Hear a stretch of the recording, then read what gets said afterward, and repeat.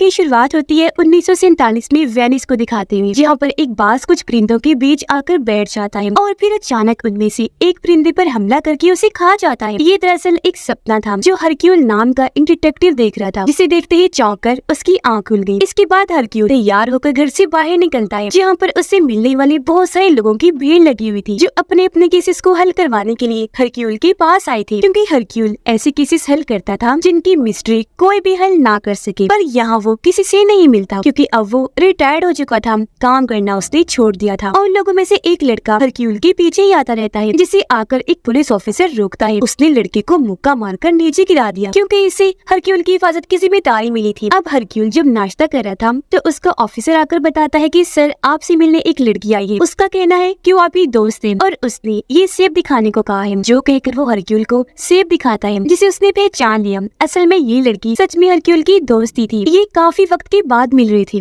और लड़की एक काफी बड़ी राइटर या हरक्यूल की दोस्त वो राइटर उसे बताती है कि शहर की मशहूर सिंगर जिसका नाम रिवोना है, उसकी बेटी की कुछ वक्त पहले ही बड़ी अजीब तरह से मौत हो चुकी है। कहा जा रहा है कि वो बीमार थी और मरने से कुछ दिन पहले ही उसने अपनी मंगनी तोड़ दी थी। आज क्योंकि हैलोवीन है तो इस वजह से उनके घर में पार्टी है। हैलोवीन यानी ऐसा त्योहार जिसमें लोग अलग अलग होलिये बना के आते हैं। राइटर का कहना था कि आज रात वो लोग अपने घर में एक प्रीस्ट औरत को बुलाएंगे, जिसका ताल्लुक भूतों आत्माओं पर यकीन रखने वाली फैमिली से है, जो महसूस करके बताएगी कि घर में भूत है, क्योंकि उस घर को हॉन्टेड भूतिया माना जाता है, जहाँ वो लोग भूतों से बातें भी कर सकते हैं। मैं चाहती हूँ हरक्यूल तुम लाजमी आओ, बहुत मजा आएगा और वहाँ तुम उस प्रीस्ट औरत को गलत साबित करके दिखाना कि भूतों जैसी कोई चीज नहीं होती। अब पहले तो हरक्यूल ने मना कर दिया, ये कहकर कि मैं रिटायर्ड हो चुका हूँ। पर जब उसकी दोस्त ने ये कहा कि हम शाम को रिवोना की पार्टी में मिलते हैं तो वो मान गया। अब शाम को सारे लोग पार्टी में आने लगे और आज क्योंकि हैलोवीन की रात है तो बच्चों को जमा किया हुआ था। यहाँ शो के जरिए सबको बताया गया कि काफी वक्त पहले शहर में जानलेवा बीमारी फैल गई थी। डॉक्टर्स और नर्सेस ने इलाज करने के बाद बच्चों को छोड़ दिया, पर सबकी मौत हो गई। कहा जाता है कि उन बच्चों की आत्माएं आज भी इस घर में मौजूद हैं। पर आप फिक्र ना करें, आज हम यहाँ पार्टी करेंगे। बच्चे काफी खुश हो गए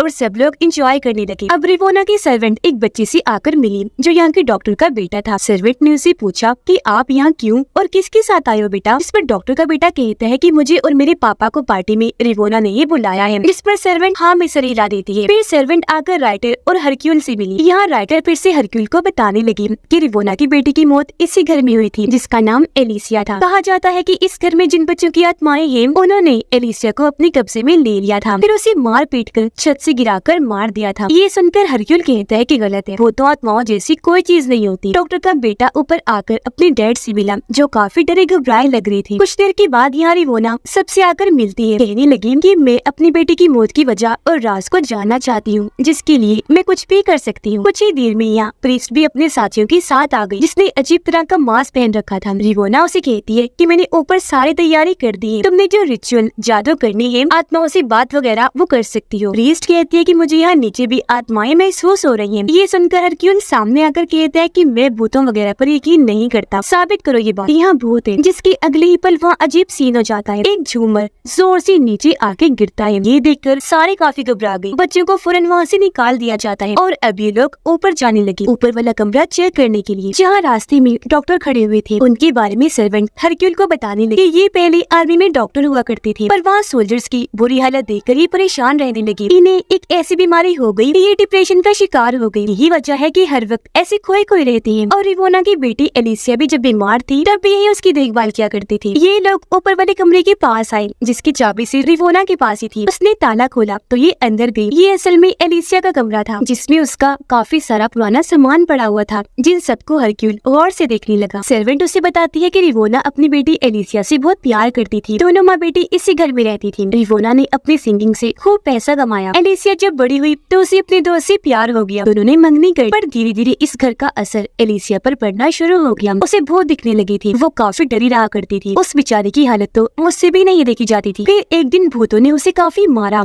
उसके जिस्म पर बड़े बड़े जख्म कर दिए, जिसके बाद उसके जिस्म पर अपना कंट्रोल किया और छत से गिराकर मार दिया। अब तभी यहाँ एलिसिया का मंगेतर भी आ गया। वो कार्ड दिखाकर पूछता है कि इस पार्टी में मुझे किसने आने की दावत दी है, हालांकि मैं आना नहीं चाहता था। रिवोना उसे कहती है कि ये पार्टी मेरी है और मैंने तुम्हें नहीं बुलाया। जिस बात को लेकर दोनों की बहस हो गई और इससे हमें अंदाजा हो गया कि ये दोनों एक दूसरे को खास पसंद नहीं करते। कुछ ही देर में सब लोग रिचुअल आत्माओं से बात करने के लिए जमा हो गई। प्रीस्ट सबको बताती है कि मैं एलिसिया की आत्मा से बात करूं और वो जो भी मुझे कहेगी वो मेरे टाइपराइटर इस लिखने वाली मशीन में अपने आप ही टाइप हो जाएगा, लिखा जाएगा। जिसके बाद ये प्रोसेस जैसे ही शुरू हुआ, प्रीस्ट एलिसिया की आत्मा से बात करने की कोशिश करने लगी, जिस सबको हरक्यूल काफी गौर से देखने लगता है। एलिसिया की आत्मा कहती है कि मैं यहाँ खुद आई अपनी मर्जी से। इसके साथ उसने और भी कई सारी बातें की, जो सब कुछ खुद ब खुद टाइपराइटर पे टाइप हो जाता है। ये देखकर हरक्यूल आगे आया। उसने चिमनी जैसे ही खोली, अंदर से एक लड़का बाहर आकर गिरता है, जो असल में प्रीस्ट का ही साथी था। हरक्यूल सबको बताता है कि प्रीस्ट इसे इशारा कर रही थी और ये रिमोट की मदद से टाइपराइटर में लिख रहा था। यानी यहाँ सारा ड्रामा चल रहा है, कोई भूत वूत नहीं है और ये सबको पागल बना रही है, नाटक कर रही है। अब अचानक ही प्रीस्ट की तबीयत खराब होने लगी, कोई उसका गला घोटने लगता है, जिस वजह से वो जोरों से चिल्लाने लगती है। उसकी कुर्सी तेज तेज हिलने लगती है। अचानक फिर प्रीस्ट रिवोना से बात करने लगी, कहती है कि एलिसिया को इस घर में किसी ने मार दिया था, जो देखकर रिवोना काफी घबरा जाती है और प्रीस्ट जोरों से चिल्लाने लगी। उसे सब लोग संभालते हैं। डॉक्टर उसे शांत करता है। जहाँ नॉर्मल होने की बात वो हरक्यूल से बात करने लगी। हरक्यूल फिर से उसे कहता है कि मैं जानता हूँ तुम नाटक कर रही हो। प्रीस्ट कहती है कि मैं कोई नाटक नहीं कर रही, इस घर में बहुत सारे राज छुपे हुए हैं, जिन सबको जानने के लिए तुम्हें मेरी जगह लेनी होगी। मेरी जगह लेने के लिए तुम्हें मेरा मास्क और कोट पहनना होगा, फिर तुम्हें सब कुछ सच दिख जाएगा। इसलिए हरक्यूल मान गया। वो उसका मास्क और कोट पहनकर घर में आगे बढ़ जाता है। जब उसे प्यास लगी तो एक जगह रुककर वो पानी पीने लगा। तभी अचानक पीछे से कोई उसका गला पकड़ के हरक्यूल को डबोकर मारने की कोशिश करता है और वो बस अपने हाथ पैर ही मारता रहा। फिर अचानक रुक गया, जो देखने से लग रहा था कि हरक्यूल की मौत हो गई। लेकिन थोड़ी देर बाद जब डॉक्टर ने आकर उसे संभाला तो पता चला कि वो बस बेहोश हुआ था। हरक्यूल डॉक्टर को बताता है कि मुझे पूरा यकीन है प्रीस्ट ने मुझे मारने की कोशिश की। तभी अचानक बाहर से चिल्लाने की आवाज आई। हमने देखा कि प्रीस्ट ऊपर से आकर एक मूर्ति पर गिरी। मूर्ति की नोक जिस्म के आर पार हो गई और ऐसी प्रीस्ट की मौत हो जाती है। ये चीज सबने देख ली थी, सभी काफी डर जाते हैं। कुछ ही देर बाद एक जगह पर वो लोग इकट्ठा हुए। हरक्यूल की खराब हालत देखकर रिवोना उसे हनी शहद वाली चाय बनाकर देती है, कहने लगी कि इसे पीकर तुम्हारी हालत ठीक हो जाएगी। जब हरक्यूल ने उसे पिया तो सच में उसे काफी अच्छा महसूस हुआ। अब यहाँ हरक्यूल सबको बड़ी गौर से देखने लगता है। उसकी राइटर दोस्त कहती है कि प्रीस्ट ने कहा था कि यहाँ एलिसिया की बेटी की मौत हुई, तो मुझे लगता है कि इसी वजह से किसी ने उसे भी मार दिया, क्योंकि उसे सच का जो पता चल गया था। इस सिलसिले में मुझे एलिसिया की मंगेतर पर शक है, जिस पर वो फौरन बोल पड़ा कि इसमें मेरा कोई हाथ नहीं है। यहाँ प्रीस्ट के दोनों साथी अपने बॉस के मरने पर काफी दुखी हो जाते हैं। अचानक हरक्यूल उठा, वो पूरे घर को बंद कर देता है, कहने लगा कि इस घर में खून हुआ है और अब मैं एक डिटेक्टिव होने की वजह से ये केस अपने हाथ में ले रहा हूँ। इसकी इंक्वायरी करके इस केस की मिस्ट्री को हल करके ही रहूंगा। फिर वो रिवोना से बात करता है, पूछने लगा कि एलिसिया को क्या पसंद था, जिस पर वो उसे ऊपर लेकर जाती है जहाँ पर फूल उगे हुए थे। वो कहती है कि यहाँ शहद की मक्खियाँ आती थी, जिनसे फिर हम लोगों को शहद मिलता था, जो एलिसिया को काफी पसंद था क्योंकि सेहत के लिए भी अच्छा होता है। आगे वो कहती है कि मुझे लगता है कि मेरी बेटी से जुड़े बहुत सारे राज हैं, इसलिए मैंने सबको यहाँ बुलाया था क्योंकि मुझे उसकी आवाजें भी सुनाई दिया करती। तो मैं जानना चाहती हूँ कि मेरी बेटी के साथ आखिर हुआ क्या था। अब यहाँ हरक्यूल को भी घर से अजीब आवाजें आने लगी थी। वो जब पूरे घर को चेक करता है तो दीवारों से पानी टपक रहा था, जबकि असल में पानी जैसा वहाँ कुछ था भी नहीं। थोड़ी देर बाद हरक्यूल डॉक्टर के पास आया, उसके साथ मिलकर प्रीस्ट की लाश को चेक करने लगता है। वो हरक्यूल को बताने लगा कि इसके जिस्म पर जबरदस्ती के कोई निशान नहीं है, जो हम कहें कि किसी ने इसे उठा कर मारा है, बल्कि ये खुद गिरकर मारी गई होगी। हरक्यूल देखता है कि डॉक्टर अभी भी काफी परेशान है। जहाँ तभी डॉक्टर का बेटा आकर उसे संभालता है। हालांकि वो छोटा था पर काफी समझदार था। यहाँ डॉक्टर हरक्यूल को बताने लगा कि मैंने जंग में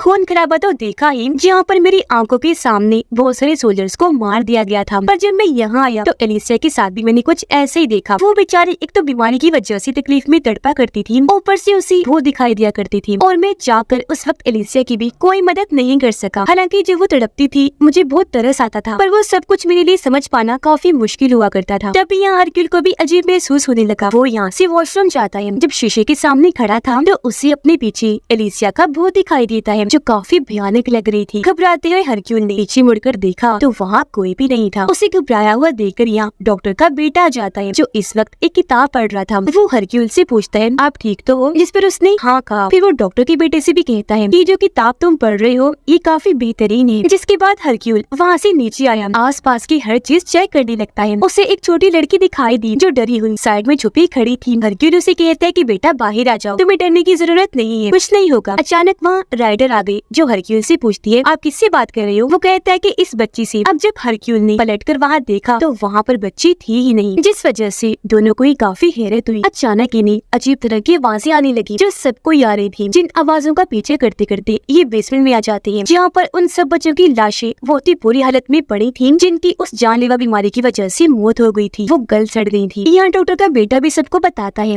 कि ये उन्हीं बच्चों की लाशें हैं, जो सुनकर एलिसिया का मंगेतर कहता है कि ये भी तो हो सकता है ना कि इन्हें तुम्हारे डैड ने ही मारा हो। ये सुनकर डॉक्टर को गुस्सा आ गया, वो उसे पकड़कर पीटने लगता है। दोनों में हाथापाई हो गई। तब सारे लोग जहाँ दोनों को छुड़वाने में लगे थे, तो हरक्यूल को एक स्केलेटन ढांचे में से बहुत सारी शहद की मक्खियाँ उड़ती हुई नजर आती हैं। और अब डॉक्टर अपने बेटे के कहने पर एलिसिया के मंगेतर को छोड़ देता है। डॉक्टर का बेटा अपने डैड को शांत करके उन्हें दवाई देता है। फिर हरक्यूल से बात करते हुए डॉक्टर उसे कहता है कि लगता है आपको भी मेरी तरह वो दिखने लगी है, जो कहकर उसकी आंख लग गई। अब यहाँ हरक्यूल डॉक्टर को एलिसिया के कमरे में सोने के लिए लिटा देता है और उस कमरे को लॉक करके चाबी अपने पास ही रख लेता है। जिसके बाद हरक्यूल इस बारे में एलिसिया के मंगेतर से बात करता है, जिस पर उसका कहना था कि मेरा और एलिसिया का ताल्लुक बहुत अच्छा था, लेकिन फिर अचानक इस भूतिया घर में उसकी हालत खराब रहने लगी। हमारे बीच भी बहुत लड़ाइयाँ हुई, जिस वजह से उसने मुझसे अपना रिश्ता तोड़ लिया। जहाँ फिर एक दिन मुझे उसकी मौत के बारे में पता चला, जो सुनकर मुझे तकलीफ हुई, क्योंकि मैं उससे बहुत प्यार करता हूँ। इस बात का सबूत वो अपने पास रखी एलिसिया की तस्वीर दिखाकर देता है। वो फिर बताता है कि मैं आज भी उससे प्यार करता हूँ, पर उसकी मोह हमें अलग करना चाहती थी। यहाँ वो हरक्यूल को वो खत भी दिखाता है, जिसे भेजकर एलिसिया के मंगेतर को पार्टी में बुलाया गया था। उसमें भी हरक्यूल को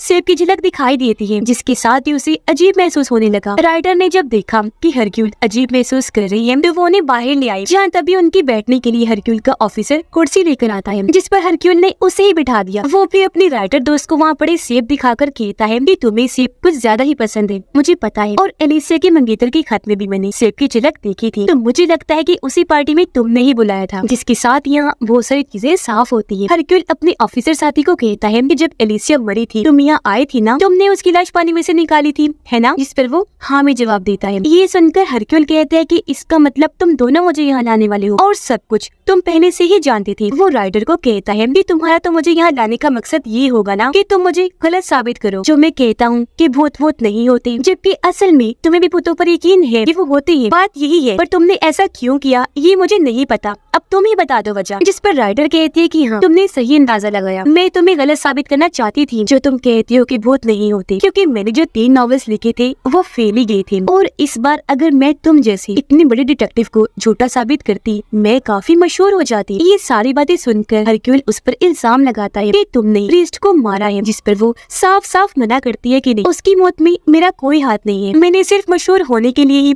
तुम्हें झूठा साबित करना चाहा, इससे ज्यादा और कुछ नहीं। अचानक इन्हें फिर से आवाजें आने लगी। ये जब जाकर चेक करती है तो एलिसिया के कमरे में डॉक्टर की लाश मिलती है, जिसने अपने पेट में चाकू को साकर खुद अपनी जान ली थी, जिस वजह से डॉक्टर का बेटा काफी दुखी होता है। और अब यहाँ हरक्यूल को अपनी राइटर दोस्त पर शक नहीं होता, बल्कि उन सब लोगों पर ही होता है, जिस पर वो लोग कहते हैं कि हम तो इस कमरे में गए ही नहीं, क्योंकि इसकी चाबी तो सिर्फ तुम्हारे पास ही थी हरक्यूल। ये सुनकर इवोना कहती है कि ये काम भूतों का है, जैसे उन्होंने मेरी बेटी के साथ किया था, उसे अपने कंट्रोल में कर खुद की जान लेने पर मजबूर, आज उन्होंने डॉक्टर के साथ भी ऐसा ही कर दिया। ये जानकर सब लोग यहाँ से भागने की तैयारी करते हैं, क्योंकि जाहिर है यह भूतों का खतरा है। अब यहाँ हरक्यूल सर्वेंट से पूछताछ करने लगा। वो बताती है कि जिस रात एलिसिया की मौत हुई थी उस दिन रिवोना की तबीयत खराब थी, मैं उसे सोने का कहकर एलिसिया के पास गई थी उसे संभालने, जहाँ वो काफी तड़प रही थी। हरक्यूल फौरन बोलता है फिर तुमने उसे दवाई दी होगी, है ना? जिस पर रोते हुए सर्वेंट हाँ कहती है। यहाँ हरक्यूल एलिसिया की एक तस्वीर देखता है जब वो छोटी थी, और तस्वीर में वो अपने शहद वाले फूलों के पास खड़ी हुई थी। इस बच्ची को देखकर हरक्यूल को याद आया कि तो वही बच्ची है जिसका भूत मैंने घर में देखा था, जो असल में एलिसिया के बचपन का रूप था। और अब वो एलिसिया के कमरे में आता है, जिस बीच गलती से उससे एक कप गिर के टूट जाता है। वो जब नीचे झुका तो उसे वहाँ एलिसिया के मंगेतर की फटी हुई तस्वीर मिलती है, जिसके बाद हरक्यूल पूरे घर को लॉक कर देता है और सबको इकट्ठा करके कहता है कि यहाँ पर कोई भूत वोत नहीं है, क्योंकि यहाँ एलिसिया के साथ साथ प्रिंस और डॉक्टर का भी खून हुआ है, तो इसका मतलब कातिल तुम लोगों में से कोई है। जिसके बाद वो फटी हुई एलिसिया और उसके मंगेतर की तस्वीर को जोड़कर कहता है कि असली कातिल और कोई नहीं बल्कि रिवोना है। जो सुनकर सारे ही काफी चौंक गए, यहाँ तक कि रिवोना भी भड़क गई। वो जोर जोर से बोलने लगती है, कहती है कि तुम मेरी ही बेटी की मौत का इल्जाम मेरे सर पर कैसे लगा सकते हो, साबित करो। जिस पर हरक्यूल उसे बताता है कि तुम अपनी बेटी के साथ शहद की खेती कर रही, शायद तुम उसे इसलिए नहीं देती थी कि उसे पसंद था, यह सेहत के लिए अच्छा होता है, बल्कि इसलिए दिया करती थी ताकि उस फूल वाला शहद खाकर उसे उसे हेलुसिनेशंस हो, यानी कि उसे वो नजर आई जिसका हकीकत से कोई ताल्लुक ही ना हो। जैसे ये शहद इस्तेमाल करने के बाद उसे भूत नजर आने लगी थी, जो असल में थे भी नहीं। वो इन भूतों को बस हेलुसिनेट कर रही थी, जो इन फूलों में बनी एक लेयर तय की वजह से होता है। और ऐसा मैं इसलिए कह रहा हूँ क्योंकि ये तुम मेरे साथ भी कर चुकी हो। तुमने जब मुझे शहद वाली चाय पिलाई थी तब मुझे भी भूत नजर आना शुरू हो गई थी। ऐसा तुम इसलिए कर रही थी ताकि अपनी बेटी को भूतों के हेलुसिनेशंस करवाओ। वो हमेशा डर डर की रहती थी और अपने मंगेतर से शादी करके तुम्हें छोड़ के तुमसे दूर न चली जाए, क्योंकि तुम हमेशा अपनी बेटी को अपने पास ही रखना चाहती थी। यही वजह है कि तुमने अपनी बेटी का उसके मंगेतर से रिश्ता भी तोड़वा दिया। तुम्हारे उसे रोज रोज शहद देने की वजह से वो बीमार रहने लगी। पर जिस रात उसकी मौत हुई उस दिन तुम्हारी तबीयत खराब थी। जानता हूँ, तुम्हें सर्वेंट ने सोने का कहा, जिसके बाद वो एलिसिया को संभालने गई जो तड़प रही। उसकी हालत देखकर सर्वेंट ने उसे दवाई का एक चम्मच ज्यादा दे दिया, तो ओवरडोज होने की वजह से उसकी मौत हो गई। ये जानकर सर्वेंट काफी दुखी हो गई, फूट फूट कर रोने लगती है। आगे हरक्यूल बताते हैं कि अगले दिन रिवोना जब तुमने अपनी बेटी को मरा हुआ पाया तो तुम्हें लगा कि उसकी मौत की जिम्मेदार तुम हो, इसीलिए तुमने खुद अपनी बेटी के जिस्म पर जख्म के निशान दिए, फिर उसे छत से पानी में गिरा दिया ताकि तुम ये साबित कर सको कि भूतों ने उसे अपने कंट्रोल में करके जान लेने पर मजबूर किया, जिसमें तुम कामयाब भी रही हो अभी तक। लेकिन फिर यहाँ आकर मेरे ऑफिसर ने तुम्हारी बेटी को पानी से निकाला, जिसके बाद डॉक्टर ने तुम्हारी बेटी की लाश का मेडिकली चेकअप किया, जिसके बाद से ही तुम्हें कोई ब्लैकमेल करने लगा, क्योंकि वो जान गया था कि तुम जो अपनी बेटी को शहद दिया करती थी उस वजह से उसकी मौत हुई, क्योंकि उसने जहर की तरह काम किया। तुमने ब्लैकमेलर की बातों में आकर उसे बहुत सारे पैसे दिए और आज तुम यहाँ बिल्कुल गरीब कंगाल होने की हालत में हो। और अब क्योंकि तुम ब्लैकमेलर को पकड़ना चाहती थी, इसलिए तुमने इस केस से जुड़े हर इंसान को यहाँ बुलाया। फिर तुम्हें डॉक्टर पे शक हुआ कि जरूर वो ये बात जान गया होगा कि तुम अपनी बेटी को वो शहद देती थी, क्योंकि उसने तुम्हारी बेटी का मेडिकली चेकअप जो किया था। तुमने सोचा कि वो और प्रीस्ट दोनों मिलकर तुम्हें ब्लैकमेल कर रही है, तुमसे पैसे हथिया रही है, इसीलिए तुमने पहले प्रीस्ट को मारने का प्लान बनाया, क्योंकि उसने ये भी कह दिया था कि एलिसिया का इस घर में खून हुआ है। तुम जब उसे मारने के इरादे से गई, पानी में डुबोकर मारना चाहती थी, तो वो मैं था। तुम मुझे प्रीस्ट समझकर मार रही थी, क्योंकि उस वक्त उसका मास्क और कोट मैंने पहन रखा था। पर जब तुम्हें एहसास हुआ कि ये मैं हूँ तो तुम वहाँ से भागकर ऊपर गई। तुमने प्रीस्ट को मूर्ति पर दे गिराया, जिससे उसकी जान चली गई। जिस पर फौरन एलिसिया का दोस्त पूछता है, तो फिर डॉक्टर को किसने मारा, क्योंकि वो तो जिस कमरे में लॉक था उसकी चाबी आपके पास थी, वहाँ आपके अलावा कोई नहीं जा सकता था। इस बात पर हरक्यूल उसे जवाब देता है कि बेशक वहाँ कोई नहीं जा सकता था, पर वहाँ एक फोन लगा हुआ था, जिस पर रिवोना ने कॉल करके डॉक्टर से बात की। उसे कहा कि मैं जान गई तुम्हें मुझे ब्लैकमेल कर रही हो, इसलिए अब मैं तुम्हें दो ऑप्शन देती हूँ। तुम्हारा बेटा मेरे साथ है, या तो मैं तुम्हारी बेटे को मार देती हूँ, या तुम खुद उस कमरे में पड़े चाकू से अपनी जान ले लो। ये सुनकर डॉक्टर काफी टूट गया, पर उसके पास अपने बेटे को बचाने के अलावा और कोई रास्ता नहीं था, इसीलिए उसने अपने पेट में चाकू घुसाकर खुद ही अपनी जान ले ली। ये सारी बातें सुनकर रिवोना भड़क गई, कहती है कि मैंने ये सब कुछ अपनी बेटी के लिए किया ताकि वो मुझसे कभी दूर ना जाए। जिसके बाद वो सबको वहीं लॉक करके छत की तरफ भाग जाती है। तब दूसरे रास्ते से हरक्यूल भी उसके पीछे पीछे ऊपर चला जाता है। वो यहाँ फिर से हरक्यूल को अपनी बातों में फंसाने लगी। जहाँ हरक्यूल उसके पीछे एलिसिया के भूत को देखता है, जो एकदम से आकर रिवोना को पकड़ लेती है और खींचकर अपने साथ काफी नीचे ले गई। जिसके बाद उसने रिवोना को काफी ऊपर से गिरा दिया और ऐसे उसकी मौत हो जाती है। अब ये भूत असली था, क्योंकि रिवोना काफी दूर खड़ी हुई और खुद उसे भी एहसास हुआ कि कोई मुझे खींचकर ले जा रहा है। जिस बात का आज यहाँ एहसास हरक्यूल को भी हुआ कि भूत सच में होते हैं, पर यहाँ ये भूत तो रिवोना से अपना बदला लेने आया। अब अगले दिन तीनों लाशों को घर से निकाला जाता है, और क्योंकि डॉक्टर का बेटा अकेला रह गया था, इसलिए सर्वेंट कहती है कि इसका ख्याल मैं रखूं। यहाँ हरक्यूल डॉक्टर के बेटे से बात करता है, जहाँ वो हरक्यूल को बताता है कि इस सब में सारी गलती मेरी है। जो सुनकर हरक्यूल कहता है कि जानता हूँ, ये बात मुझे पहले से ही पता है, असल में तुम ही रिवोना को ब्लैकमेल कर रही थी, है ना? जिस पर वो हाँ में जवाब देता है। फिर बताने लगा कि मेरे डैड ने नहीं बल्कि मैंने एलिसिया का मेडिकली चेकअप किया था। मुझे उसके जिस्म में उस शहद वाले जहर का पता चला और मैं फिर रिवोना को ब्लैकमेल करने लगा, क्योंकि मेरे डैड डिप्रेशन का शिकार थे, तो हमें पैसों की बहुत जरूरत थी और मैंने रिवोना से बहुत सारे पैसे ब्लैकमेलिंग के जरिए जमा किए हुए हैं। हरक्यूल कहता है कि अब तुम उन पैसों को पेस के साथियों पर भी खर्च करोगी, जिनका अब इस दुनिया में कोई नहीं है, और मैं वादा करता हूँ तुम्हारा ये राज किसी को नहीं बताऊंगा, क्योंकि तुम्हें अपनी गलती का एहसास हो गया है। तो उम्मीद करता हूँ आइंदा तुम ऐसा कोई काम नहीं करोगे, सुधर जाओगे। डॉक्टर का बेटा कहता है कि ठीक है, पर तुम्हें मेरे बारे में पता कैसे चला? जिस पर हरक्यूल जवाब देता है कि जो किताब तुम पढ़ रही थी ना, उसमें से बहुत सारे लफ्ज गायब थे, तो मैं समझ गया कि उन्हें जोड़कर ही तुम ब्लैकमेलिंग के लफ्ज बनाते हो, और उस किताब के जरिए ही तुम्हें उस जहर का पता चला था। अब इस केस की मिस्ट्री हल हो गई थी, इसलिए वो सब वहाँ से निकलने की तैयारी करती है और सब हरक्यूल को आखिरी अलविदा कहती है। राइटर यहाँ हरक्यूल से माफी मांगती है कि तुम्हें मैंने अपने लिए इस्तेमाल किया। इस पर हरक्यूल कहता है कि कोई बात नहीं, पर मुझे इस केस में कुछ नई चीजें पता चली हैं। जो सुनकर राइटर समझ गई कि हरक्यूल भूतों की बात कर रहा है जो इसने भी उस घर में देखे थे। फिर हरक्यूल वहाँ से ये कहकर निकल गया कि जिंदगी में और भी कई सारे राज है और मुझे अपने काम को अभी यही नहीं रोकना चाहिए, इन्हें रिटायर्ड नहीं होना चाहिए क्योंकि आगे मेरे लिए बहुत कुछ है। यानी कि अब उसने अपना ये काम फिर से जारी करने का फैसला कर लिया था। घर आकर वो बारी बारी उन सब लोगों से मिलता है जो अपने केस की मिस्ट्री को सुलझाने उसके पास आए थे और अब हरक्यूल अपनी जहानत से उनके भी केसेस को बआसानी हल कर लेगा क्योंकि अब नए नए केसेस की मिस्ट्री को हल करने की चाह उसमें बढ़ गई। और इसी के साथ इस फिल्म की कहानी यहीं पर खत्म हो जाती है।